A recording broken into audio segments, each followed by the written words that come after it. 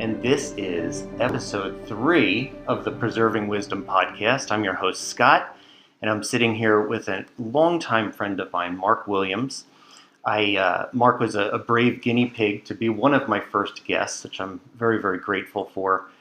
And what I'd like to do, let's just jump in, Mark. If we could, let's go back to your childhood. I'd love to get to know a little bit more about you and where you grew up, and tell me about your family.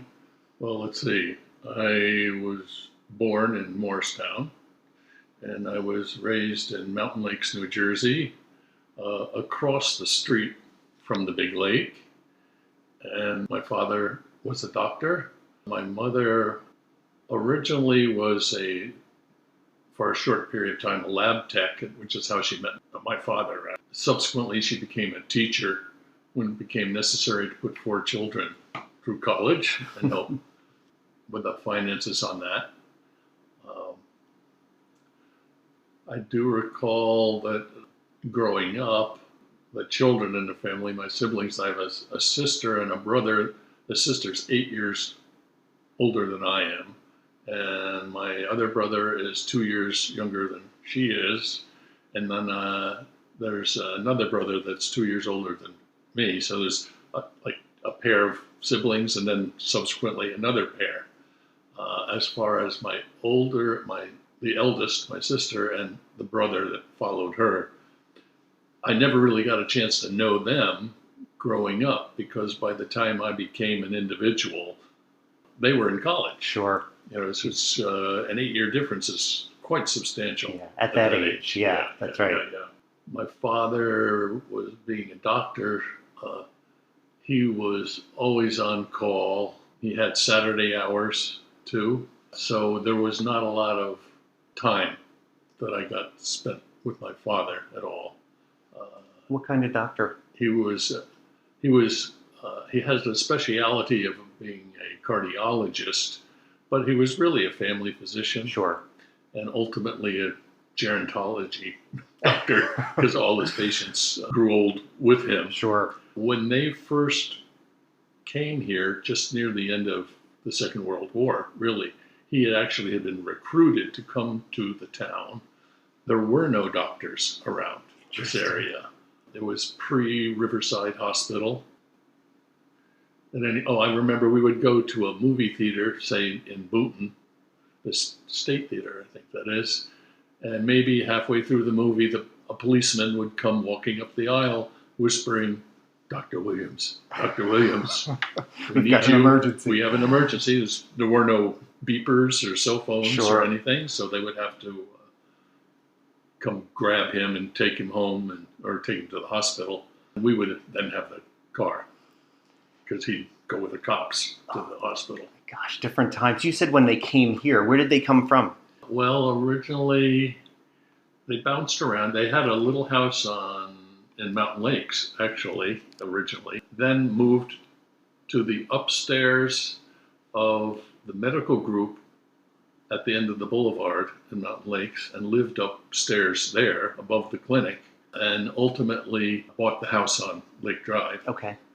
And I remember them saying to me that the neighbors were so mad that the couple that sold them the house made such a big profit on it. I think the earlier couple had bought it for, I don't know, something like $9,000, and my parents bought it for, I think, for like $11,000 or something like that. Sure, probably times have changed. Right, 3.3 million, right? Taxes $50,000. Yeah. As far as family life, we were allowed to do anything at any time. I was the youngest, and I had no restrictions at all. And we really didn't lock the doors to the house early on. Sure. Later on, when I was in later high school years, we did lock the house. Tell me about that, your childhood. Were you a good student? So you said you had a lot of freedom. Did you abuse that freedom, or were you pretty straight-laced as a child? I was terribly regular. I was not a guy to do shenanigans or anything like that. My brother, on the other hand, tried to lead me down that path on occasion, but it didn't take. Come on, Mark. Throwing my brother You're such under a the wimp. bus. Yeah. in mountain lakes, the houses are so far apart, really, that unless you're really into sports, there's not a lot of bonding between kids. Sure. I am far from being athletic. So Even as a kid, no little league or soccer. The audience to this doesn't know it, but I'm a pretty big guy now. But all through high school, I was very small. I always say I was the fourth smallest kid in my high school class when I graduated. That's hard for me to believe. And then I grew just over the next 3 months and came back, and people were surprised. Yeah. Who is this? Yeah. It's funny, your son almost takes a little bit after you. I remember him in high school, kind of tall but wiry, and then over one summer he came back like just a gorilla of a man, monster of a man. He's a pretty good sized young fella. Yeah, he's a big boy. Yeah, I have to be nice to him. Very cool. I would say that my father, although I didn't get to see a lot of my father during the course of the year, because he worked so hard during the course of the year, when it came time for him to vacation, he would take a whole month off of August. Okay. So our good memories are camping trip to California, all the way up across the northern part of the States, and then coming back east. That was preceded by a trip to Canada, to the Gaspé, as a trial run. Okay. We had a 1954 Ford with a little trailer they dragged behind that, and 6 people and all their stuff in the car too. I picture the what is the Chevy Chase, the vacation National Lampoon's all loading in the station wagon. Exactly like that. So funny. I think on the first trip to Canada, I slept on the front seat because that was me in 1954, I think. So I would have been 6 years old. And then the next year when we went to California, we had a 6-person tent, but it was like Army surplus. Sure. So it weighed about 100, I don't know, 300 pounds or whatever. I do not know how my father managed to set that thing up, because I know we had it up in our garage and you couldn't lift it. Sure. Canvas, thick poles. Yeah. Paraffin coated, Yep. steel poles, everything. Those were fond memories. Yeah. Really good memories of that trip, both those trips. Some of which I think I only remember because of seeing the slides. Sure. I pretend I remember it. Yeah. But I do remember when I once visited Yellowstone much later in life, and the smell of the sulfur really struck me. Sure. And brought back very vivid memories. Childhood memories, yeah. Of having biked around and everything. Really clear memories of that trip then. Those are on our bucket list, too, with the girls. We haven't seen enough of our country. I think Jen and I have done a couple trips here and there, but I'd love to go see more of the Grand Canyon and, West Coast. It's getting harder to do now that they're limiting visitors. Yeah. I recount a small story that when I separated from the service, my wife Linda and I had a VW camper bus, not a camper, just a bus. And we threw a mattress in the back, and we were driving back east. I was going to look for work, and we made it a point to try and stop at some of the parks on the way east. It's who knows when we would have another opportunity to do that. Smart. So we went to, I don't remember exactly which park, I'll say Yosemite. I was tending a campfire and Linda was behind me, and I was having a conversation with her while I was poking at the campfire. And I must have said something that required a response, and there was no response. So I have to turn around to our VW bus, which is 20 yards away, and she's inside the van pointing in the direction of a grizzly bear. Oh my God. She failed to mention it to me when she left. I skedaddled back to the bus. She doesn't have to be faster than the bear, just you. Right. My gosh, that's so funny. When I think of you and Linda, I don't think of you as campers or very we did a lot outdoors. of it. Did you? Well, sleeping in a VW bus is not exactly camping. Sure. We did camping with the kids, our children. Yeah. It was great fun. Yeah. It's a good family experience. Yeah, I enjoy it. Jen and I have and again, this is probably more glamping than camping, but we've rented those RVs, all the different ones. That ain't camping. No. There's air conditioning and cable and Wi-Fi. We do have a little fire though. No grizzlies. Back, you were talking a little bit about your dad not being around as much as you might have liked. At least that's what I read into it. That's true. Tell me more about that. Did you?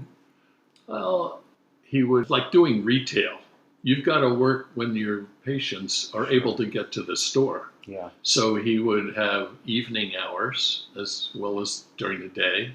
And on Saturdays, he would have his office open. And indeed, after church on Sunday, he would go to the hospital to do his rounds and do charts, catch up on paperwork. Yeah. And in addition to that, being a cardiologist, he would have to read the journals, reports, journals, or just that was back when they would create a folder with strips of paper. Sure. And he would sit and have to read that. So he was working a lot at the time. And we were loved and all of that. It was a great family to grow up in. We loved, but I don't think sometimes blame him for my not having a love of professional sports. Maybe that's an easy out. I don't know, because I didn't really like sports to begin with anyway. Sure. But I think it's a good skill to know about football and basketball. You can walk into a bar anywhere and say, hey, how about those Knicks? Yep. Right? And now you've got a friend, Yep. or not. It's a common conversation piece, but I never got that skill, if it's a skill you want to call it. That aspect of life I never had. But I don't miss it really today. I seem to be doing okay without it. Yeah, you've survived. Do you feel like, were you looking for that elsewhere? So if dad wasn't necessarily giving you some of that social out or that attention, were you seeking that out with friends or teachers or other people? I think I didn't realize I was missing it. Sure. I was having a good life. Living across from the lake. Yeah. The neighbors across the street who lived on the lake encouraged us to no end to just trot across and go swimming. Don't ask, just come across and jump in the water. Wonderful, wonderful people. And so I would say my summers were spent in water all the time. Not on swim team. Sure. No. Just splashing around. That was, I liked that. And I liked fishing as a young child by myself. I could walk across the street with my pole and catch about 10,000 sunnies a day, whatever it was. Start to recognize them. I know this fish. Yeah, catch and release. It was a good life growing up. Outdoorsy. Did your dad, whether it was conscious or unconscious, do you feel like he put pressure on you and your siblings to achieve high academics? Being a doctor, did he have high expectations of you and the siblings? Not at all. I recall my mother once saying that she was quite angry with current educational system in that they said they didn't want the parents involved at all. Right? I think the only time parents would get involved was when you came home with crappy grades. Sure. And I was not a good student. I would always do whatever was required. End of sentence. Bare minimum. Yeah, just okay. Which meant studying was not part of it. If the homework was studying, I was studying. But if it was after you've done your studying, let's reread that chapter. Yeah. No, that didn't happen. You weren't going over it again. I was not a great student at all. Did you go on to school after high school? Did you go on to college? I went to college. I went to one that accepted me.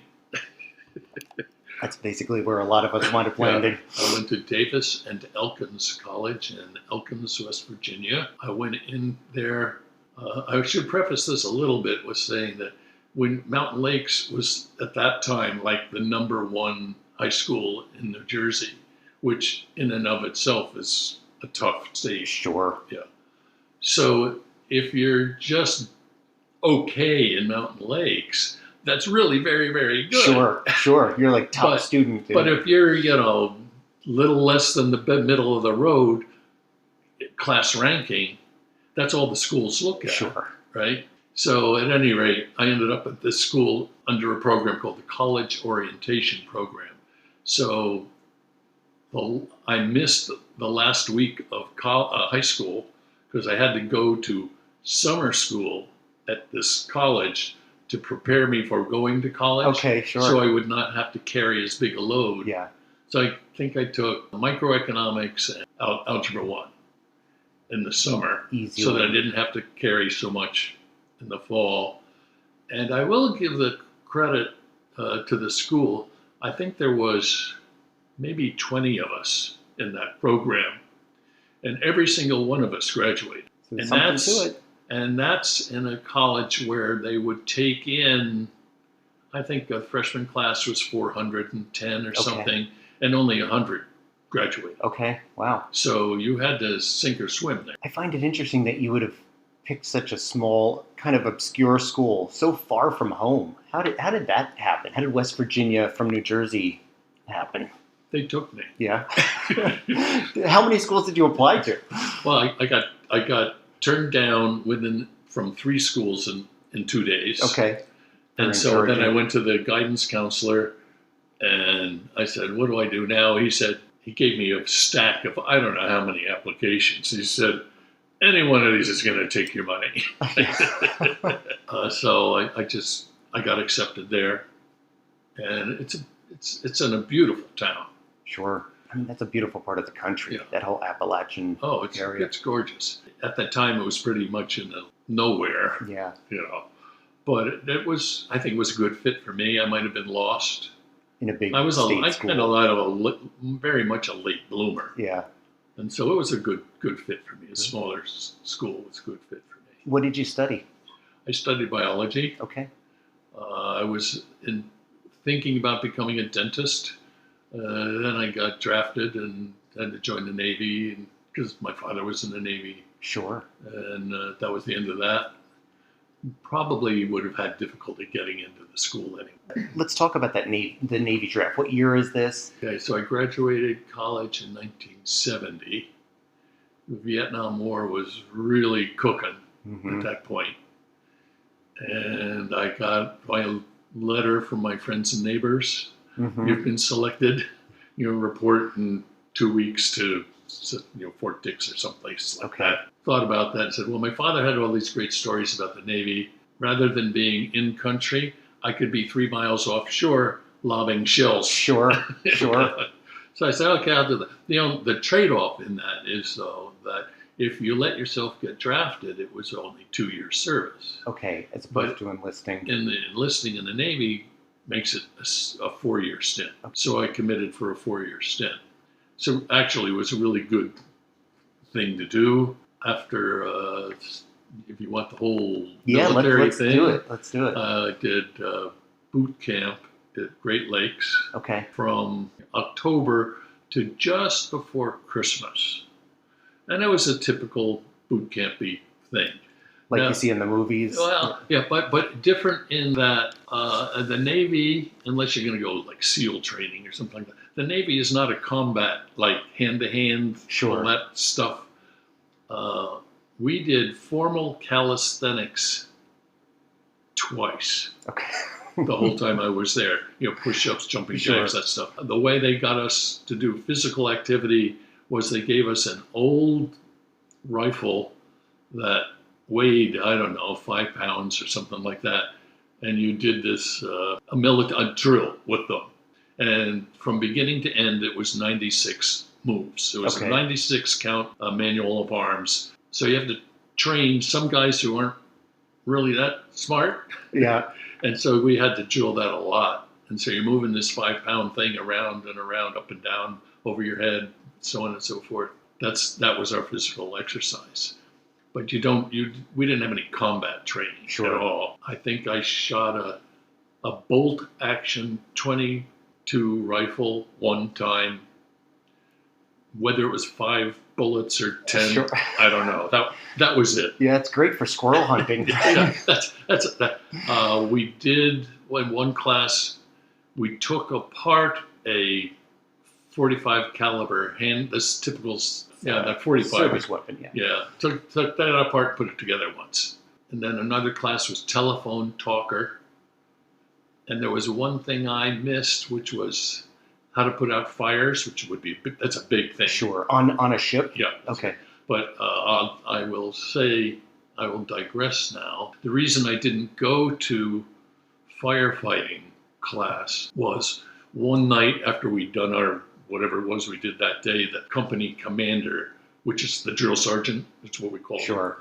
He got us all standing at attention in front of our bunks. Pretty typical what you imagine, 2 bunks, and 2 sides of a building. Yep. He said, okay, I got something to talk to you guys about. There's a new job, MOS or whatever you want to call it, billet. It's secret. I can't tell you what it is. But if anybody's interested in doing something that they don't know what it's going to be, take 2 steps forward. Well, I said, well, what the heck? How bad can it be? Right. Right. So I took 2 steps forward, and me, myself, and I think 2 other fellas decided that we'd give this a go. And so we went down the next day to take a test. I apparently did very well on it. And so I was selected to go into this thing, which was in the Naval Security Group. Okay. Are you still unable to talk about I'm it? still unable to talk about it. A little NDA. Yeah. I can tell you that what I did would have been suitable for working on the Pueblo, the vessel that was taken by the North Koreans. Yeah. After boot camp, I was sent to Pensacola, Florida for a 6-month school down there. That's why it's got to be a 4-year tour. Sure. You've got all this training. Yeah. Learned how to do what I did there. Right after the school, Cauley Field. It was an old World War II airfield. Okay. That had been converted into a school for Naval Security School. From there, I went to Okinawa, and I was there for a couple of 2 years approximately. Okay. One of the things that while I was on Okinawa, one day I was told to pack my bags and get ready to be shipped to Quezon, which is a very bad place to be in Vietnam. Perhaps one of the worst places you could go to in my uneducated position. You were happy in Okinawa on the beach, right? But as luck would have it, I was particularly good at what I did in my job, and actually while I was in Okinawa, I moved higher and higher within the hierarchy of top secrecy. At one point, the only person allowed in this one particular room was the base commander and me. And that was it. And I was just a petty officer 3rd class at 1 stripe. And so, and among other duties that I had done previous to that, other than the basic one that most of our guys were doing. The end result of all of this, having done so many different jobs within the security group, was that didn't want me to be in a position to be captured. Because you have too much intel, too much info. Yeah, I knew too much, which sounds sort of pompous, but... And he might crack under some waterboarding. We can't get Williams on the front line. We used to joke about, if I get captured, I'm going to tell them everything and I'm going to make up what I don't know. Right. We haven't even touched you yet. and so, but the downside to all of this was that they picked one of my good friends to go in my place. And I've always said that one of the best days of my life was when he came back, all right. Because it could have been me. And he came back all right.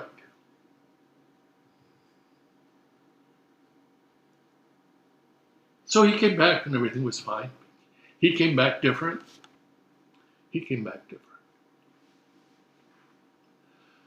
So after Okinawa, I was transferred to Taiwan. And in Taiwan, halfway through my tour there, I came back to the States and got married to Linda and brought her back to Taiwan. Had a really lovely life there with my new wife. Taiwan would be an interesting place to be stationed today, given the state of the state of the state in China and Oh, Taiwan. oh yeah, oh yeah. Oh, now I remember. It was on Okinawa. I was stationed on an army base, Okay. and on Taiwan, I was stationed on an Air Force base. Okay. So never quite on a Navy. Right. But my last tour was at Skaggs Island, which is reclaimed San Francisco Bay bottom. Okay.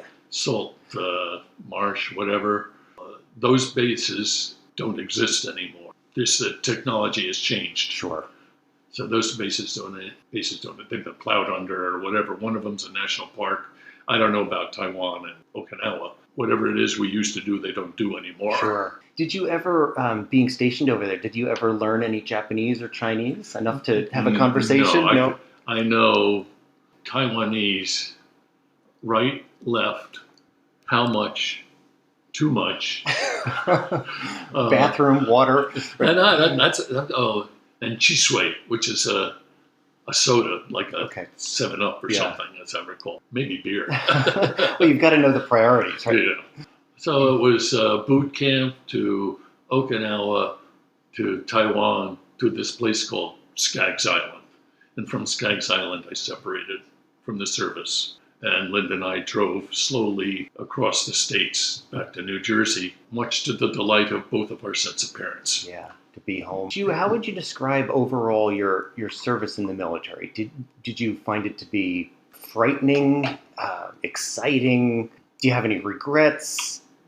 Any of those thoughts? The only regret I could force to come to mind might be it put me 4 years behind my peers in progress through corporate America. 4 years of not paying as much into Social Security as you could. And those little things add up. Sure, You know, over time. And could I have made manager in a company sooner than later? Who knows? But other than that, I loved what I did. I was good at what I did. It was valuable work. It was wartime. I was afraid that if you go in the military, I always have this expression, painting rocks. Hmm. You know, you go to a military base, along the road, isn't there always little rocks along the edge Sure. that are all nice and white? Yeah. I always figure, well, they got to keep these guys busy doing something. Yeah. So we're going to have them go out and paint those rocks Yep. white. So I'll paint them yellow. yeah. Yep. But no, when I was in the service, I learned that, well, I should preface to say that this was war and the draft was in place. Mm. And so that when I went to school in Pensacola, when in the class that I was in, there might have been, I don't know, 30 individuals, maybe just shy of that. I said, okay, how many of you have at least some college? Every single hand went up. Do you think that would happen today? Yeah. No, I don't. No. So right off the bat, the individuals that I was associating with were more like me. Sure. I don't know if it sort of sounds classist, but hey, it is. Is, right. You know, It just is. and we would have more in common. Did our thing there. It was great. I loved what I did. And one thing that made me feel good was we were very good at it. You know, it makes you feel good Sure. having been there that, well, if it's like that today, there really are people out there that are doing their job and keeping Sure. us safe, because Lord knows we need it right now.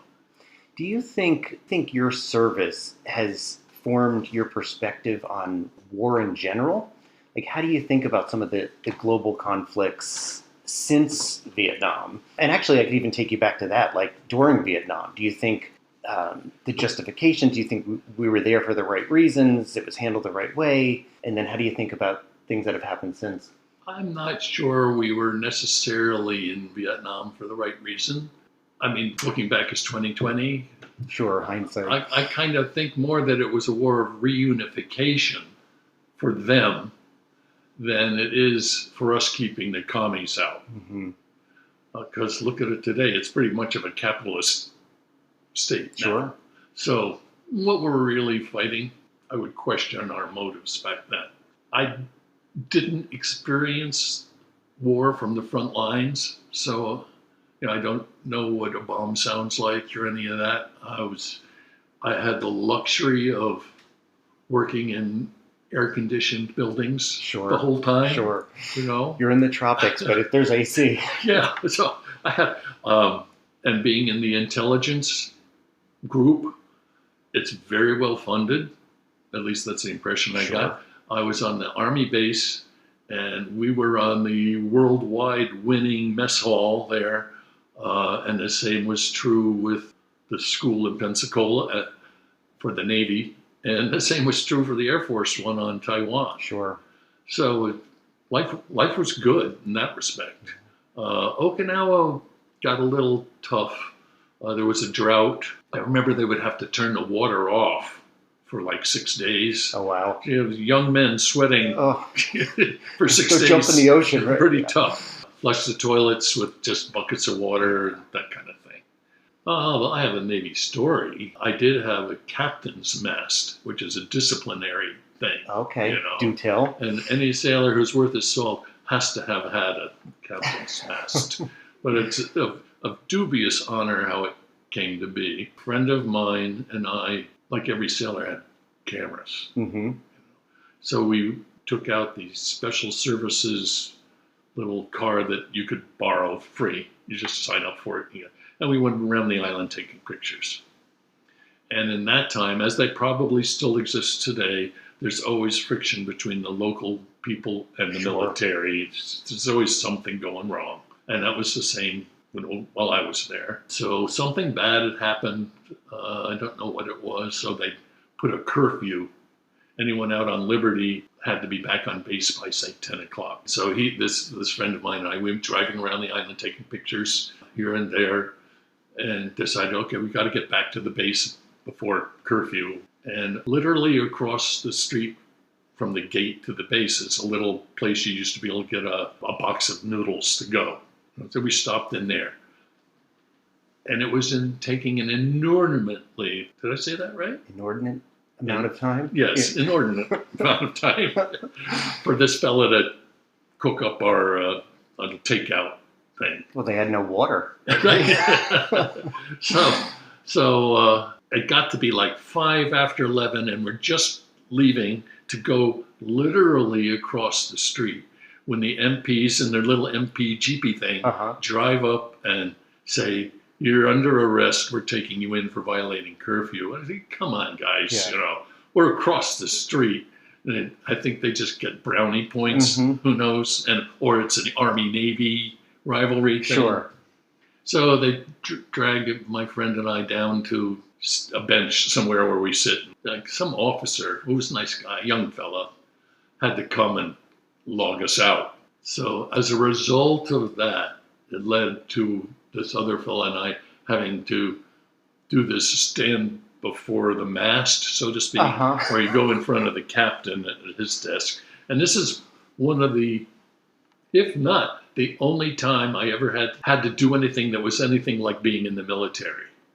Where I had to go stand at attention with my buddy right next to me, supported by the officer in charge of my section. I guess. Apparently, the end result of this little snafu was after we'd had our chance to explain what happened, where, we were just out taking pictures, we came back, we wanted to get some takeout, took a little longer, we were right across the street, and an overzealous Army guys came and got us. Yeah.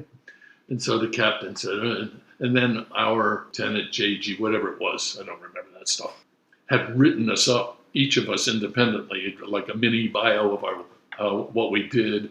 And the captain was particularly impressed because he doesn't know us from anything. Sure. We said, okay, here's the deal. You're on probation for 6 months. After 6 months, nothing happens. It's destroyed. Right now, there's no record of this. Sure. Except till now. The Okinawa noodle incident, right?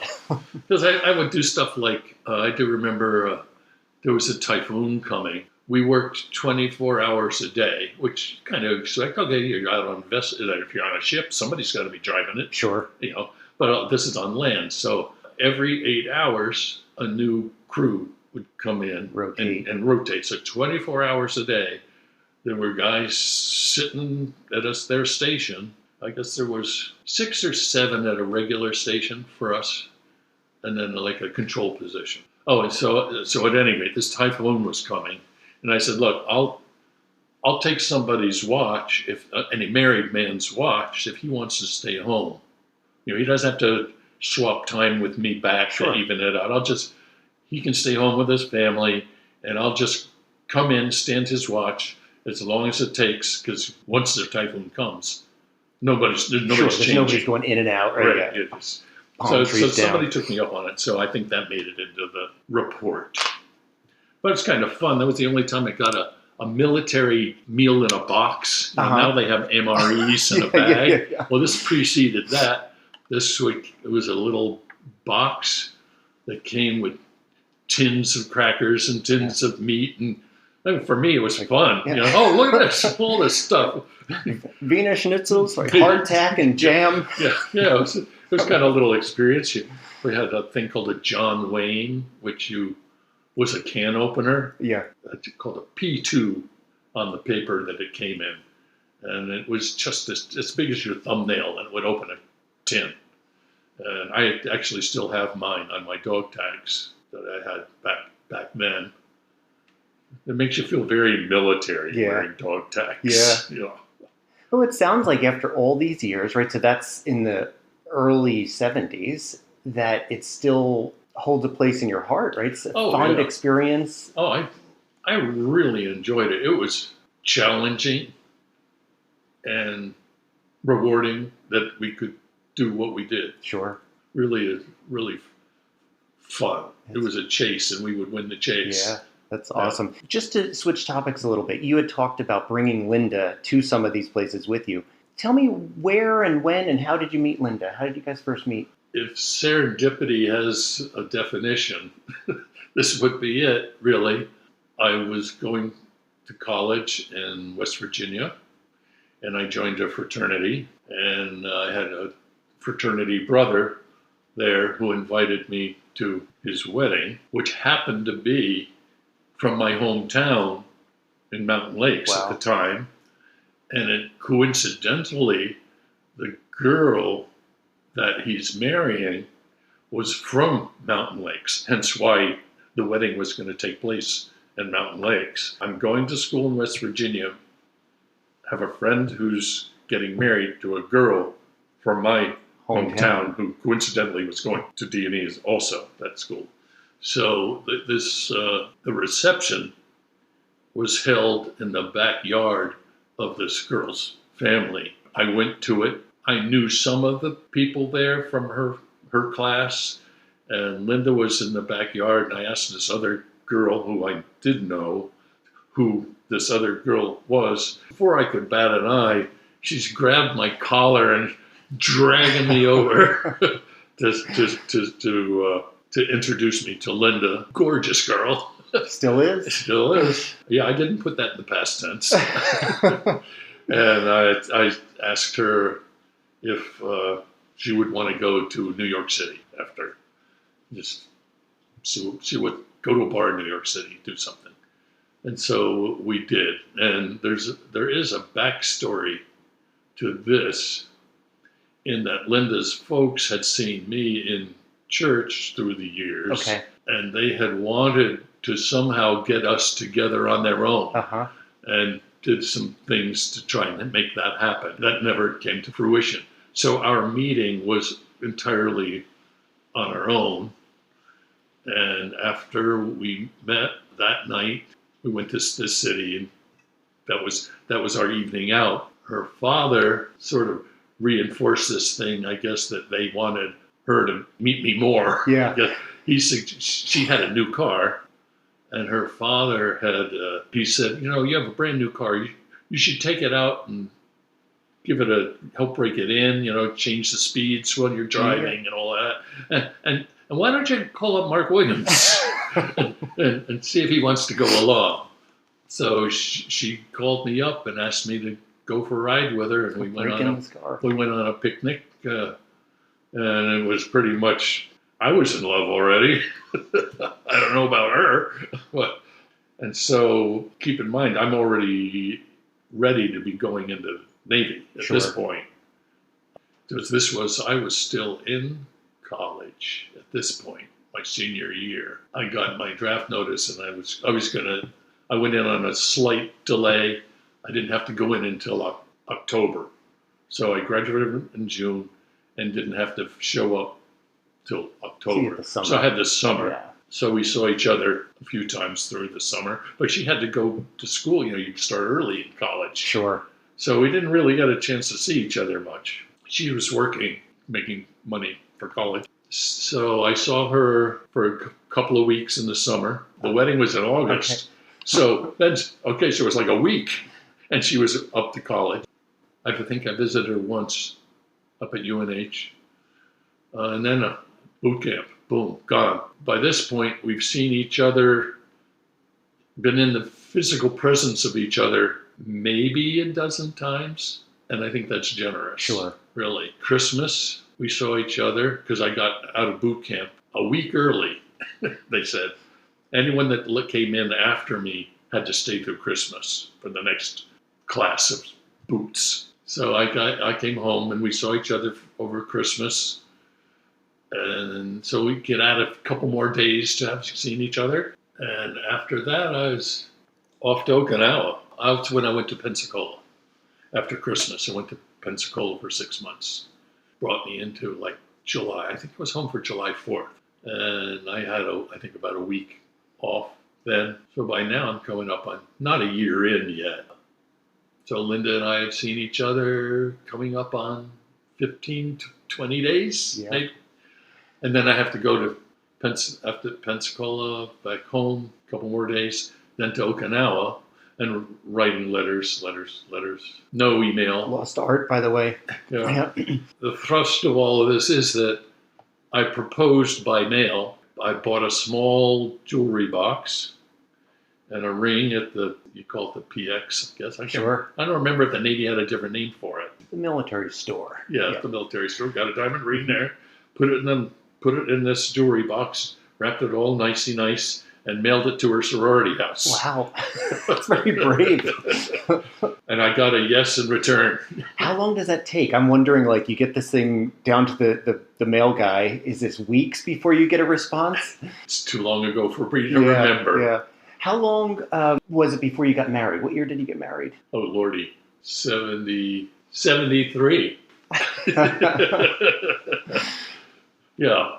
So we got married having only been in each other's presence maybe 30 days. That's incredible.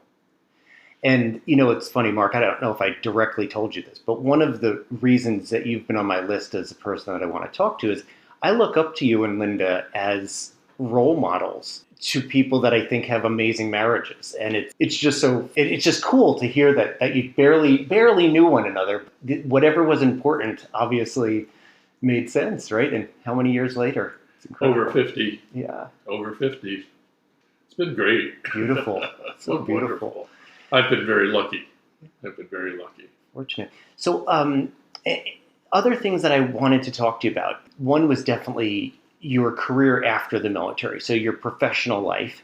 And maybe we go down that path first, and then other things that I'm super interested in talking to you about are your children and child rearing and all of that. But let's stick to the professional stuff first. After I separated from the military, I went around to the big corporations handing out my resume, which was barely anything because the military doesn't really train you for some jobs like office work necessarily. Can you shoot a gun? Yeah, well, we don't need any of them today. So I ultimately, after many unanswered resume submissions, went to the father of a classmate, underclassmate, and said, do you need anybody? And he said, well, I'll tell you what, you can come and work for my company, but if you come, you have to stay at least 6 months. Okay. Otherwise it'll make him look bad. So 40 years later, I was still there. I was hired the company was in intermodal transportation. At that point, at least the ocean-going containers and also the chassis that go underneath them so they look like a tractor trailer. Sure. They're pretty common today. And I worked initially loading data, filling out pieces of paper to load in the pieces of equipment as assets to create a database of all the equipment that was out on particular leases. Sure. As a result of that, I kind of slid into being an assistant to the fellow running one of the billing operations. Sure. From that, I grew into the assistant. Did that for a while, then had a need for someone to sell off equipment that no longer was serviceable for going on the ocean, Sure. but was suitable for other purposes, like Stick it in a yard, storage. storage shed or like that. Yeah. So I was put under the guidance of a salesman who was getting ready to retire, and he didn't really show me anything. I mean, there's not much to be said about a rusty piece of garbage. Sure. I got started on work, selling these containers, figuring out how to market them, and came up with, I can't remember, some deal, how to line them with plastic. I found a company that made a liner, and that helped sell them because some of these weren't watertight anymore. Sure. I was selling so many of them, and these were all literally cash transactions. Wow. Duffel Dollar bags. bills. Oh. Dollar bills. And the accounting department was, for a few months, was getting very confused because there was millions of dollars all of a sudden showing up with no one knew where it was coming Sure. from. I was told later that they found out it was me. Mm-hmm. And then ultimately I made one final sale because all this stuff gets picked over. Sure. The good ones go, leaving crappy ones, down to crappier ones, down to ones that... Yeah. Scrap metal. Yeah. So I made a deal with somebody, and I said, look, I'll sell them to you for this much, but you can't leave any behind. Sure, you got to take the whole lot. You have to, the whole lot, and leave nothing behind. Made the deal, boom, cleared up, and I sold myself out of a job. So they had to... Who's buying these things back then? Is it companies, commercial? One of the biggest sales was to a company that had been hired by Saudi Arabia to build a turnkey operation of a hospital. Okay, wow. So they needed to load up all these containers, would never come back. That's what the U.S. is facing with the problem today, that we import everything and nothing gets exported in containers. That was a big market for me of selling containers that only needed to be used one-way ticket. Yeah. Right, one-way containers. And so that was, I would say, 80% of the sales were that way. I've seen nowadays they make some like houses using these. Like, do you ever watch those shows like HGTV? I had a guy buy 2 40-foot ones and make a swimming pool. Oh, wow. He sunk them in the ground, took out the 2 joining walls, somehow fiberglassed it or whatever, made a swimming pool. Yeah. I've seen bunkers, people making like underground bunkers, bug out shelters. I had to come up with ways to help transport them, because you might get a little guy that says, yeah, like a Gus. Right. Who wants one? Well, how's he going to get it? Yeah. So, and we wouldn't deliver. Cash on it, and as you see it is as you get it, and cash. So I hooked them up with some waste disposal company that would drag stuff up onto a flatbed, and that helped me get rid of some of the equipment too. And after that, geez, they moved me around. I managed customer service for years for the company. Then I was a manager for the billing department, ultimately director billing department, which is how I pretty much ended my career. Was as that. Career ended as being that. That sounded like finance director. Yeah. Do you tell me, so over the customer service and that, did you manage staff?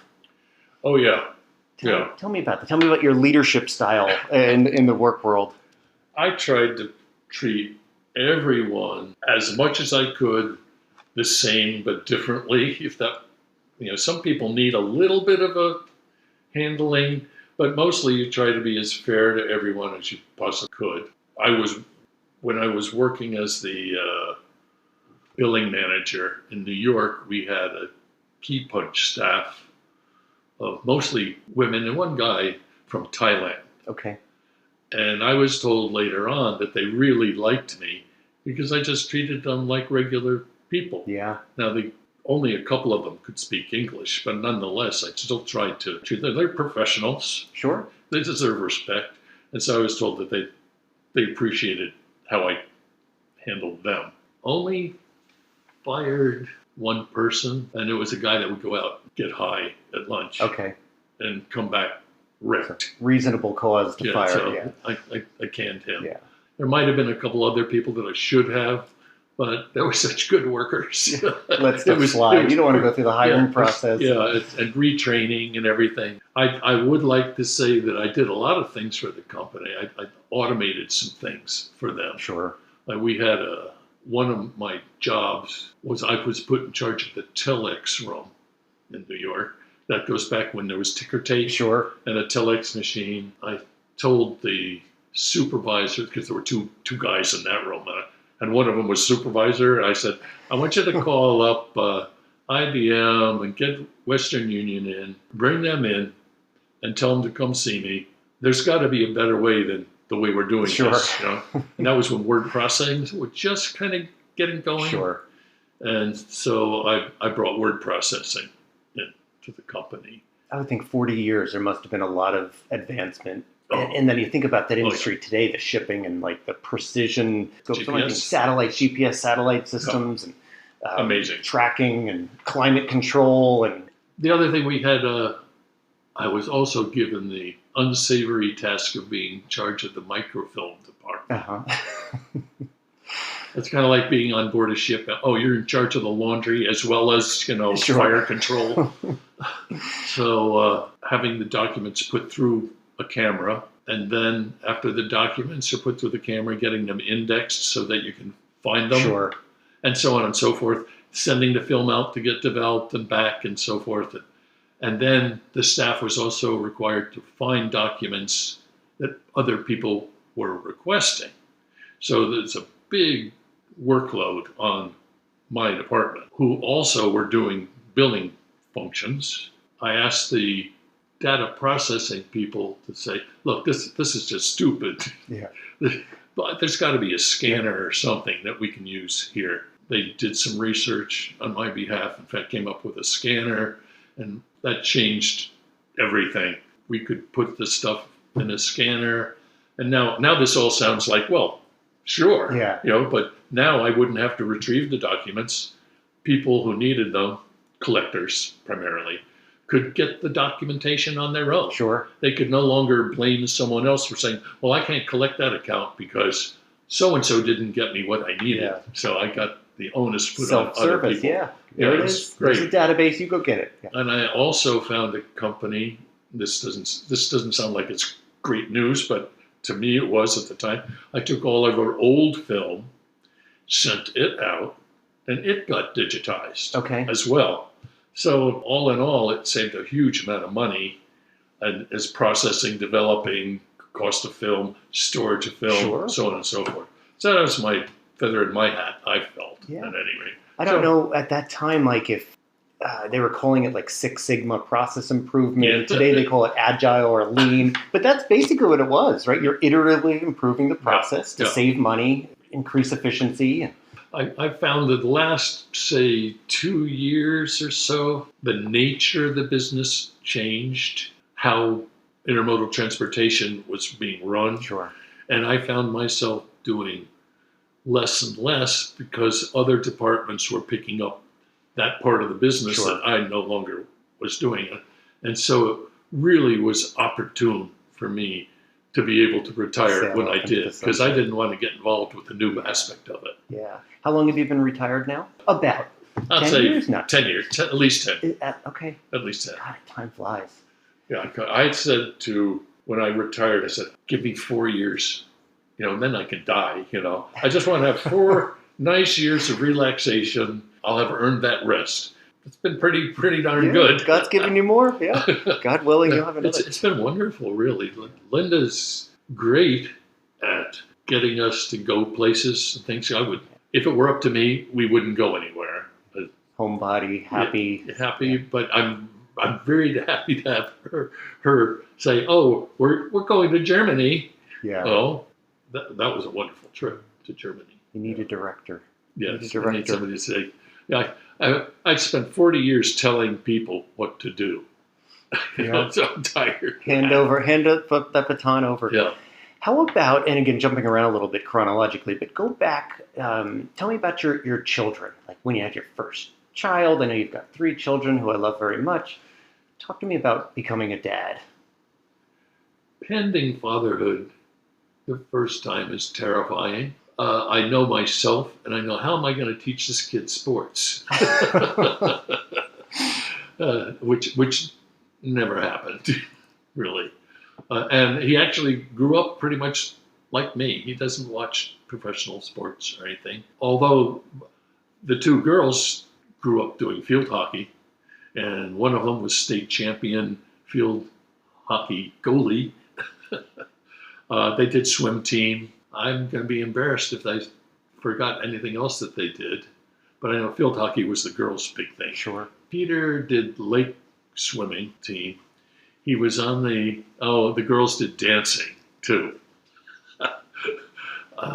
Big. They did dancing from when they could barely walk through high school. Sure. Peter was on the track and field team, but by the end of when he got into the senior year, he was too big for any of the poles, so they wouldn't buy a new pole for him to pole ball. Which is a little annoying.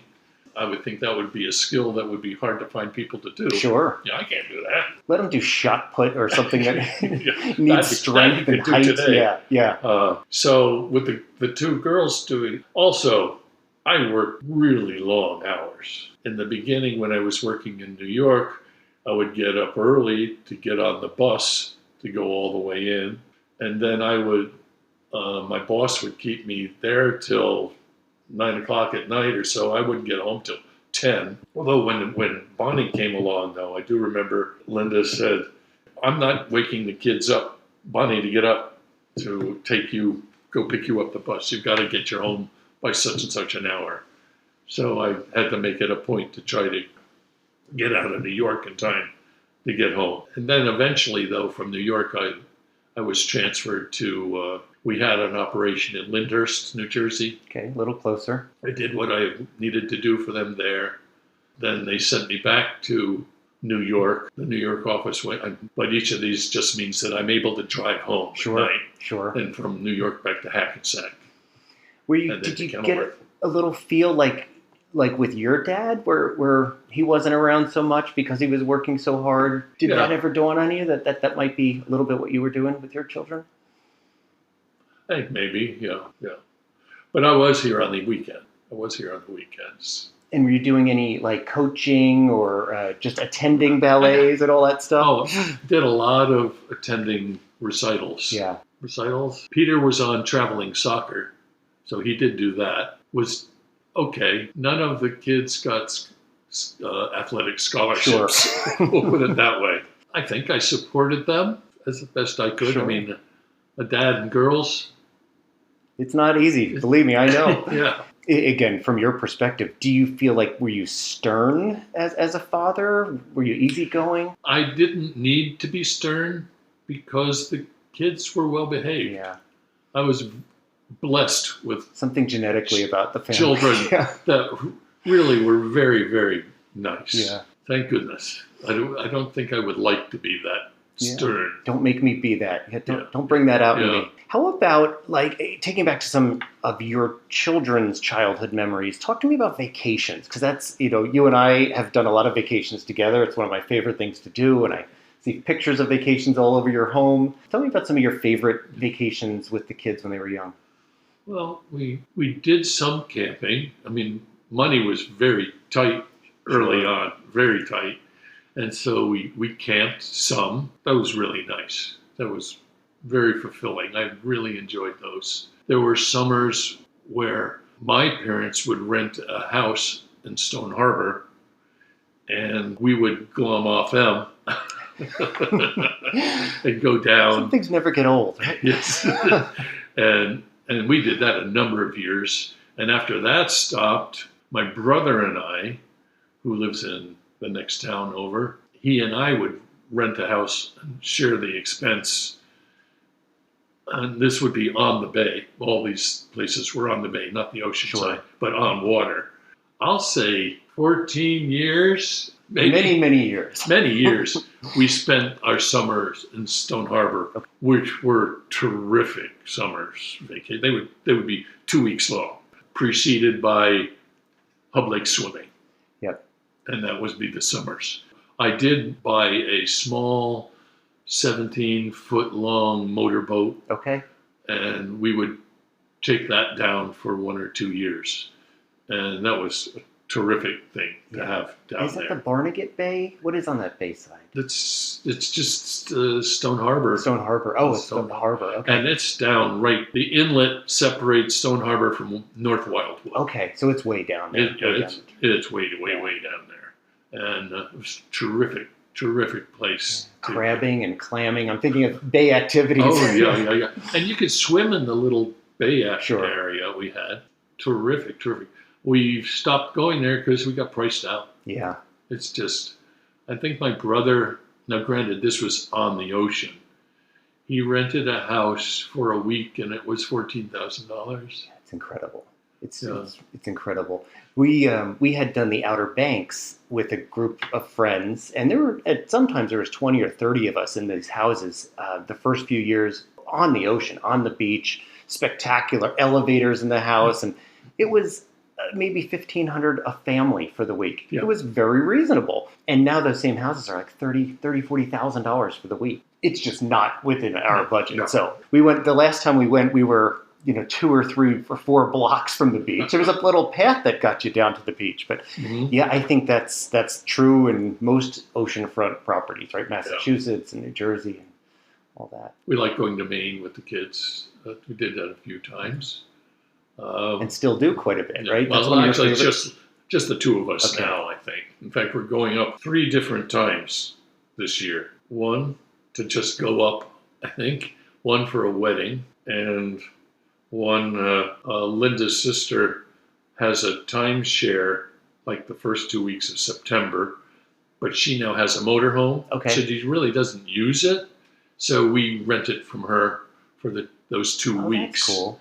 And it's right there near Perkins Cove. Yeah. It's a really great little place. It's old-timey. Used to be an old inn, I think. And it's old-timey and it's fairly reasonable. Lots of seafood, lots of sunrises. Although that's not reasonable anymore. Yeah. See, we were on vacations with the kids. So we camped in Stone Harbor. And the kids, all 3 of them did do one of those European trips. Okay. I think Peter, I don't know all the places. Peter, I do know that he went to Germany, amongst other places. Bonnie, Barcelona, and Italy and Greece. And Andrea went to London and Paris. We encouraged and supported them in seeing the world, as it were, getting outside the States. Yeah.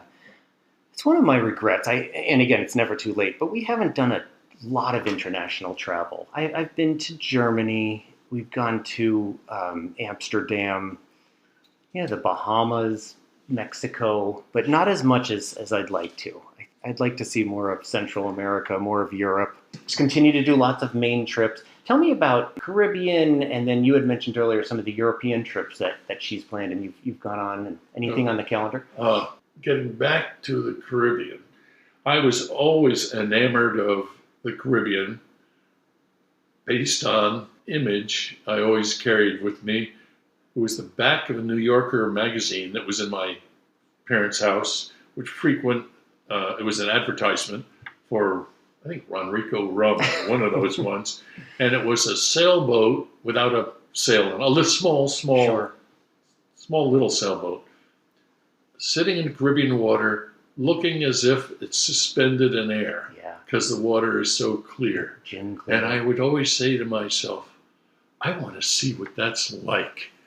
Now, I was on Okinawa and Taiwan, but the waters there weren't like that at all. Taiwan, they were kind of dirty, really. Yeah. And Okinawa, it just, I don't know, the light wasn't right or whatever. Okay. It was never just like the Bahamas. So when an opportunity arose, we jumped on it. Way back when, I don't recall the year, Linda got ovarian cancer, very advanced, and had to have surgery, major surgery, followed by chemotherapy. And our good friends, the Holsteins, as a carrot for the carrot and stick, as it were, said that at the end of the chemotherapy, when you're feeling pretty good, we want you to come with us and stay with us in our timeshare at Paradise Island. That was Linda's go-to for thinking about making it through all of this to be able to go to the Bahamas. Yes, she made it through it, and we got to go to Paradise Island, and like, what's not to love? That's spectacular. It's a beautiful, beautiful place. A year, 3, I don't know how this transpired over what period of time. They found out that another timeshare was going to be sold by an owner who wanted to unload one. And would we go half and half with them? Because at that point, we could not afford to do a whole the full yep. nut. So I was very unsure of this for a couple of reasons. Financially, even though it was half, it was still a big nut for us. Sure. And even though what might have only been for every other year, you're still committing your vacation right to this one place, even though you might trade or whatever, you're still committing to a place every other year forever. Yeah. So that was another whole thing. I'm going, oh, well, then there's their airfare and all these things running through my mind. With you plus the kids when they come, right? Right. Yeah. So ultimately, Linda won. And we decided we would go in halvesies with this family, Chris and Gus. And it's been the best decision we ever made in our lives. We just love it. It's like we own it, even though we don't own it. It's like going to your summer home and going to the same place. Now, some people thrive on adventure. I'm not one of those people. Comfort over novelty. Yes. I want to know how to use the train or whatever. And, it's a different language. It's scary. No, we went in with them, and it's been the ride of a lifetime. Yeah. It's been terrific. And we're going again.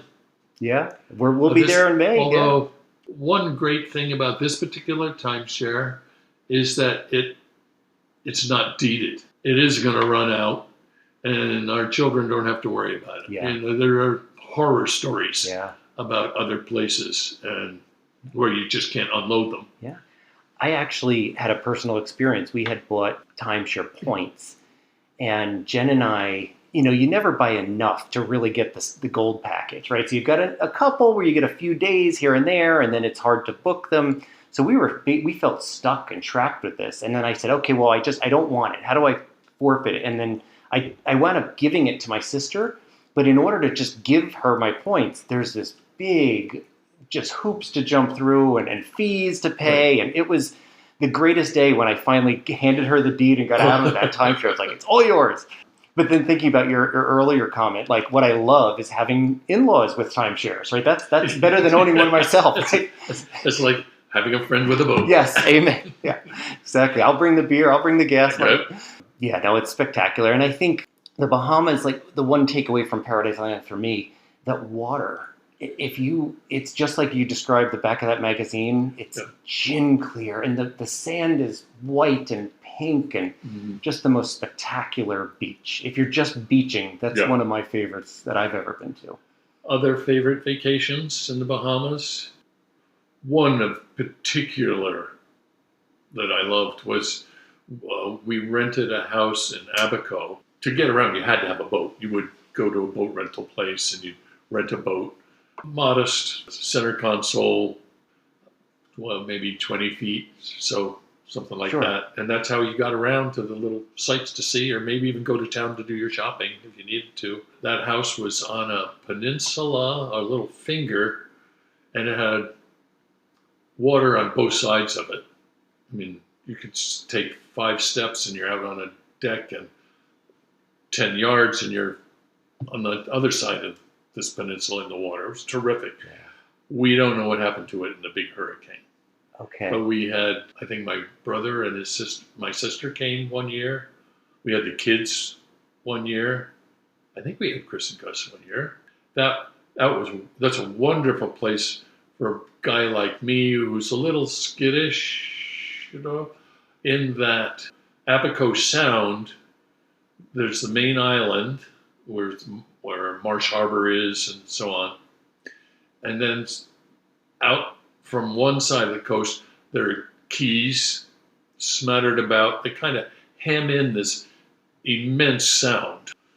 And there's no coral inside that. It's very safe boating. You can go fast and not worry where you're going. Sure. There was one spot that had to stick out of the ground, and we knew where that was.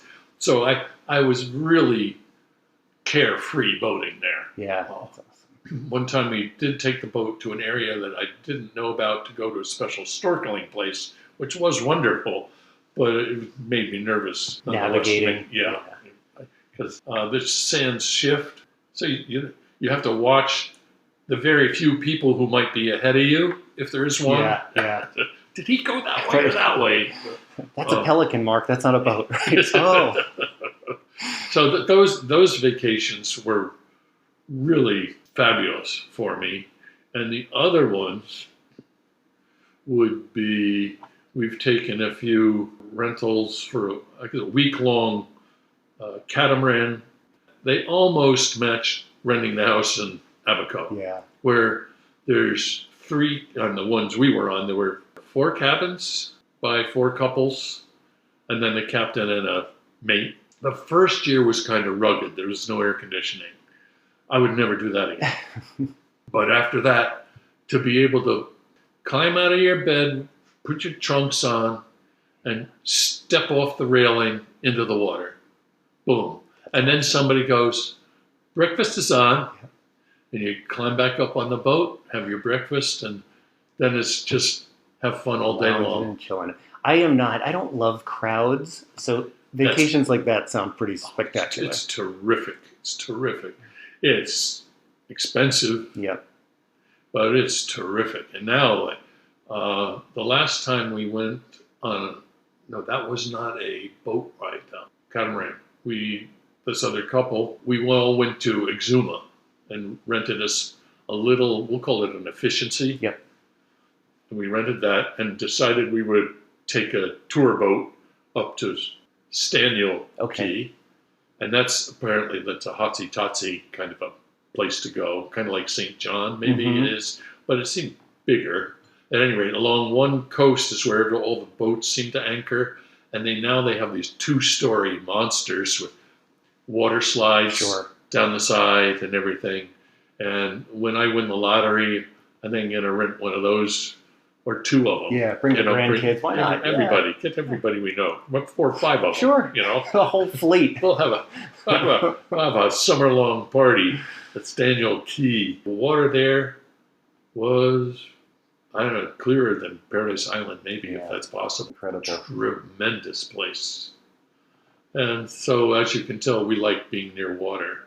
Creating memories. Yeah, Jen and I have always been more water-centered vacations than, history and old buildings haven't really been our thing so much. Linda, I would say, has gotten me out of my comfort zone and taken us to Paris and France, in France and England and Italy with Florence and Rome and Myanmar. Oh, that was another trip that was fab. Myanmar is the new name for Burma. Yeah. The long story since we've got We've time, got time. is that Linda, my wife's brother's son, or my son-in-law, married a girl from Myanmar. She is Myanmaran, Okay. or Burmese, as you say. And she is a smart one. She's really smart. One of her jobs was to be the general manager of a brand new river cruise up the Irrawaddy Chinwin. Chinwin River. The Irrawaddy or the Chinwin. When I say a river cruise boat, don't think of Viking. Okay. Don't think of All America cruises, up the Snake River. This was a boat, all solid teak, pretty much. There were only 22 rooms, lots of helpers running around, all meals on board, terrific cruise. And we went up to see indigenous people.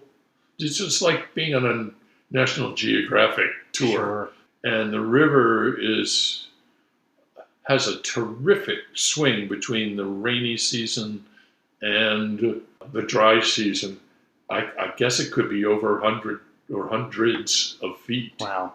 We were sort of in between, I think, because the river was flowing really well and it was brown. Sure. What was kind of curious, all the water on the boat was water brought in from the river. Muddy River. Okay. And you think of the muddy Mississippi, that's what this looked like. Yeah. But one of the tours that they offered on the boat, which I think everybody took, was to go down and see the engine room and all that. Sure. But you also got to tour the water filtration system. And let me tell you, they would separate out water. They would made it perfect clear and everything for the toilets and the shower. What's shower? Yeah, I guess shower too. Any of that kind of Like gray water. Yeah, gray water. Yeah. But anything that came out of a tap that you would drink or would be served at your table, Sure. they'd be purified in an additional purification system that pretty much sterile. Yeah. By the Pretty time advanced. it, Distilled it was water. when you looked at this room, it was immaculate and everything was being taken care of. And it was hard to believe that this beautiful, pull and string water came from what you were sailing on. Oh, we washed elephants. We got in the river and washed them. That's so cool. We fed them some kind of mashed up fruit with a pill in it to help keep them healthy. It was terrific. We saw a lot of Buddhist temples. One thing that was really delightful was at one stop that we made, we were to climb up to get a view from a higher point at a small little temple, like a gazebo of a temple. And our journey on foot took us past some not very distant rice paddies. And people were working, I think they might have been planting the rice. Okay. It's all wet. Sure. And I think they were sticking the young plants into the mud. At any rate, from the distance, you could hear them singing and laughing.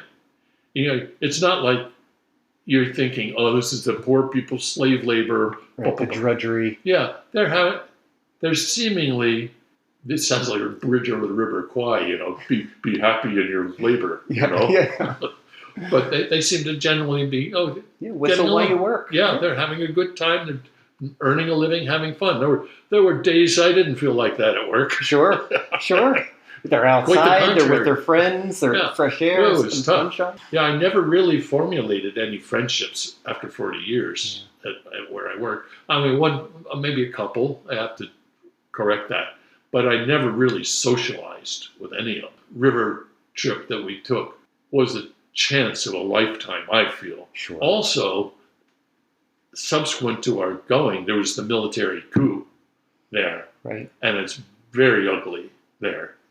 And in fact, the son-in-law and the wife had to leave the country because of it. They were collecting money and giving it to the underground. Sure. In fact, we sent them some money to help out. It's terrible because the Chinese are raping the country. of their resources. When I think about vacation, I don't like to go on vacation in a place where I'm scared. Right? That sounds a little scary, Yeah. right? Like hostile. Even parts of Mexico nowadays, I think I'd be less comfortable. Oh, the people. This is pre-coup that we were there.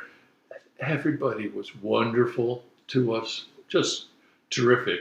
I should add that one of the things that we did on this trip was we had either a nurse or quasi doctor or a real doctor that whenever we stopped at a port, that person would go in and hold a clinic, free clinic. Okay, for anybody that lived there, any of the locals, right. Yeah.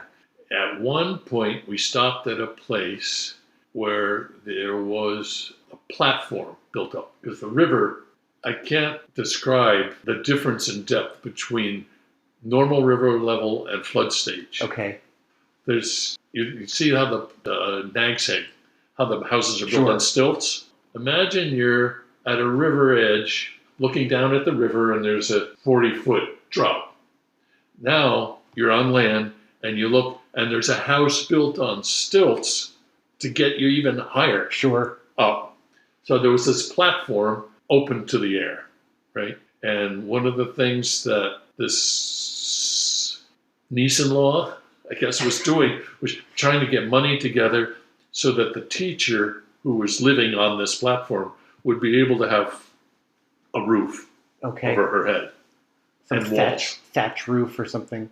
To have walls and a roof, and Sue paid for it herself. Very giving culture. Yeah. In there. It's Buddhist primarily, but like over the wall. It's the givingest, most, I don't want to say religion in the world. Yeah. Everywhere you go, you see these chests with a glass window full of money. It's amazing. Yeah. That was one of the other topics, and I don't know if this is a good transition point, but I did want to talk to you a little bit about your faith journey or your religious life, or your maybe going back to early in your life. What's your first memory of some sort of religion? How has that changed throughout your life? Pretty much, my father would drag us to church for the 11 o'clock service, community church, pretty much every Sunday. I would say I'm not a touchy-feely kind of guy when it comes to religion. Okay, I'll go along with that. Okay. But it's nice. My father's father was a minister, and his father before him. And I do remember that he was at the Muddy Creek, Pennsylvania church. The headstone for him was in a graveyard, small graveyard next to the church, with his first wife and his second wife and his third wife. So he went through a lot of wives, but that was, I don't remember the years now. Different times. So the family homestead at one point was way out in Pennsylvania, and is now been sold off. There was like 150 acres out there that had matured to fully grown woods at one point. So some guy, my father didn't want it to fall down to another generation. It was already owned by my father, his brother, and his sister. That's 3 people. So then if it fell down another generation, it would go to 2 cousins, 4 cousins, 2 cousins. And now it gets kind of more complicated. Yeah. So somebody said, I'll give you this money. He said, okay, I'll take it. Yeah. And so he clear-cut the land. So you were brought to church as a child. Did you continue as an adult? So you're in the service, you and Linda are married, there's no kids yet. Are you still? No. You're not attending. So you fall away. Yeah. When do you remember going back to church? Because that's one of the I think Sunday school for the kids. Okay. I think Sunday school for the kids. And then you'd start to get more involved. And yeah. I'm not going to just drop them off and peel out, right? Might as well go in. They're here. We might as well wait until we have to pick them up. Yeah. Right? Yeah. And then ultimately I was invited to sing one of the Easter cantatas or something. So I'll give it a try. So once they got their hooks in me, roped you in. That was it. So I don't know how long I've been singing in the choir. I would say that's my go-to for church, is being able to sing as best I can there. when my voice finally goes, I don't know what I'll do. Yeah, it's hard. I'm always reluctant to volunteer at church or with the schools, the PTA, because to your point, once they get you, oh, maybe he could do this and maybe he could do that. And like, there's a lot of other parents here. There's a lot of other congregants. Someone called me to ask me to do something else. I said, no, that's my commitment to do the choir it's something every week and everything. And I think I'll draw the line there. I'll keep my time. It's good. For whatever, I don't know. Yeah. But I didn't want to get overextended. I'm basically lazy. Yeah. Well, you know yourself. Yeah. To thyself be true, right? Like Yeah. You don't want to be sitting on half a dozen committees. Yeah. After so many years, I'm going to repeat myself. After so many years of telling people what to do, you just get tired of it. To draw a parallel to that, on one of these cruises that we went on the catamarans, the captain was telling us about another crowd that he had captained. One of them was this highfalutin surgeon, right? I mean, we had a high-powered guy, I don't know what, neurosurgeon, whatever it was, but he just kind of laid around. And the captain said, well, why aren't you doing anything? He said, well, all day long I'm telling people what to do, and I'm just tired of telling people what to do. You tell me what to do. Yeah. And so the captain started telling him what to do to have fun. So I'm just happy just having my own time. Yeah. I'm always looking forward to what Linda's going to having me do next. That's actually, and that's a big piece I want to talk to you about. That's a perfect transition. So you've talked about your tour guide, somebody pushing you out of your comfort zone. Linda, your wife of 50 years. What do you think are some of the things that lead to such a successful marriage? If you think about the two of you and what you've learned, what are some of the toughest times you've been through? And toughest time was when she was sick. Obviously, I wouldn't have known what would happen if I lost her at that point. I think we have fairly similar interests. We like going to a museum. We like going to a show. Our tastes are eclectic to a limited degree, I think. I'm willing to do what she wants to do. She's willing to do what I might want to do. I don't think we've ever raised our voices at one another, ever. Not once. I might stand corrected on that, but I'm looking around the corner, but I don't think so. I grew up in a household, I would say, similar to ours, in that I don't believe I ever heard my parents argue once, ever. Strained maybe once or twice. Not that I couldn't even think of it, but I can't imagine 40, 50 years we didn't have something come up. What makes it? Just being flexible. Be flexible and be loving. Maybe that's hard to do for some people. I don't know. We've just been lucky that way. I don't actively think about trying to be nice. It's just a lovely life to have with a lovely woman. Yeah. I can't. It's nothing I can teach or say. Just be a nice person. How do you want to be? Treat other people how you want to be treated. Yeah, trite as it may seem, it works. Yeah. Patience, tolerance. Sounds like there's good communication. How about like parenting? Did you ever have any disagreements? Any challenging parenting moments where you each took different sides of an issue? Or oh no. You just take her side, right? Yes. Yes. She was a much better parent than I was. Yeah. I think. Absolutely. I don't even think it's a fact. Yeah. With Linda as the pilot, it's easy to be the co-pilot. Oh yeah. Any of the construction that we have in the house, having the kitchen done or the addition, Linda said, "Oh, I think it's time that we did this. You sure we can afford it?" She, "Oh, we'll figure it out." God bless. She would figure it out because the house has changed over the years. It has. Yeah. The room we're sitting in, I think, has changed quite a bit when I first met you. Yeah. Yes. It's the bitchin', as we call it. Something you referenced there, could we afford it? Talk to me about money. And, your job had a lot of like financial elements to it, but what are some life lessons that you've learned from your own financial life over the years? We have a saying in the family, work is good. You got to work. Got to work. As far as money, I would say we're very frugal when it comes to money. Do you really need that? Do you have to have that? No. Can you make do with this? I think we only had brand new cars. I had a Mazda Tribute once that was new. We currently have a Highlander that's brand new. And I think we had a Dodge van that was new. All of our other vehicles have been used that we've purchased. I've been blessed with a wife that does not think going shopping at the mall is a great way to spend the time. Not to say that she doesn't always look wonderful.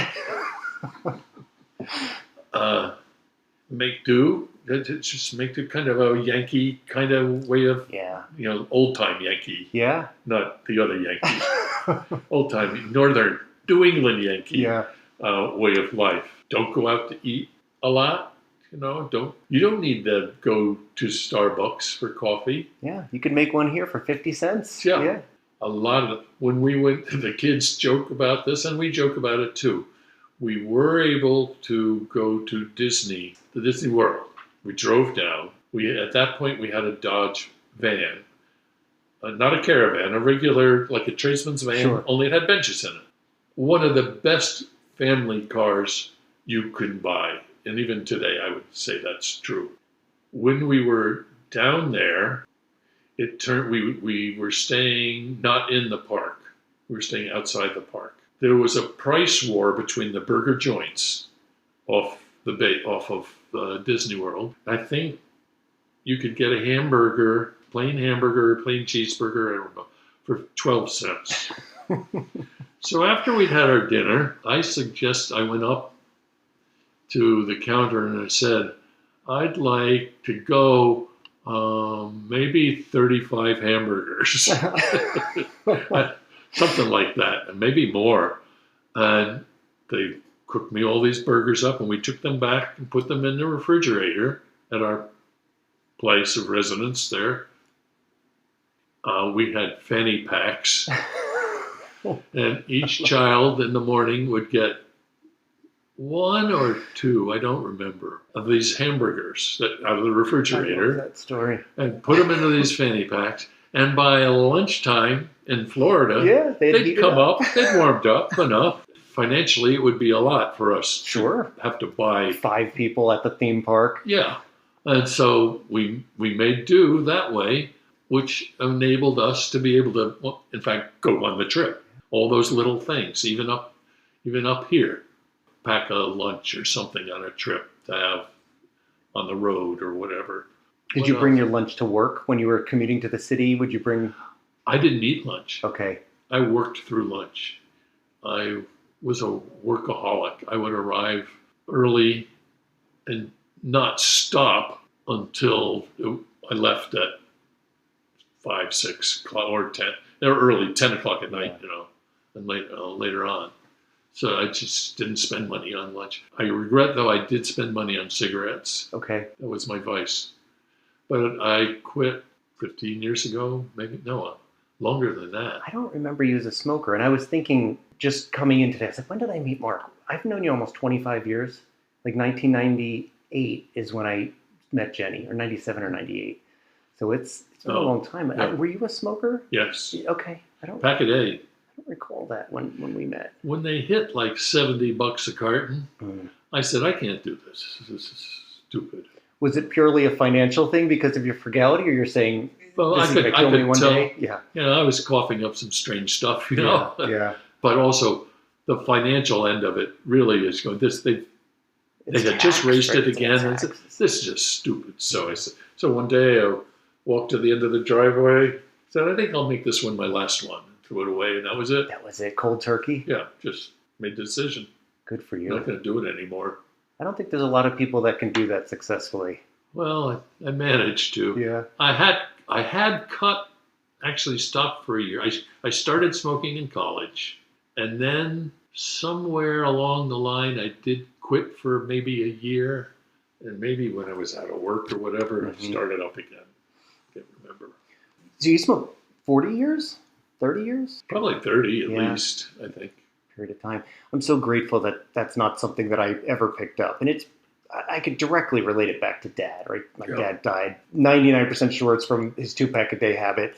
And we were young. Sarah and I were both young, so it just it spooked me, to the point where I never picked it up. Thank God, right? Because I picked up other bad habits. So that's one that I didn't. And I've got a lot of friends that struggle quitting, and they're doing Chantix and patches and it's all up mindset. Having a good support system. Did you ever have any health scares yourself? I don't think so. Lucky to have had a fairly healthy life, I think.